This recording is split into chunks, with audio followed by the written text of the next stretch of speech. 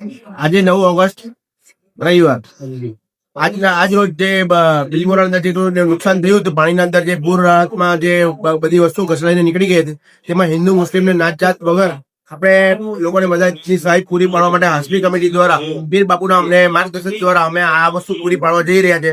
તમે જોઈ શકો છો કે અહીંયા લાકડા, તકિયા, મિક્સર, કુકર તેમજ બેડશીટ અને ટુવાલ, નેપકિન દરેક વસ્તુ અમે ખુશી ટેબલ ટીપોઈ દરેક વસ્તુને નાત જાતે અમે આપવા જઈ રહ્યા છીએ. તેને ઘરમાં જે પણ વસ્તુને નુકસાન થયું છે તે એક નાની વસ્તુ પ્રયાસ કરીને અમે પૂરી કરવાની પ્રયત્ન કરી રહ્યા છે. તમે જોઈ શકો છો અમારી જોડે આ હિન્દુ ભાઈ બહેનો છે.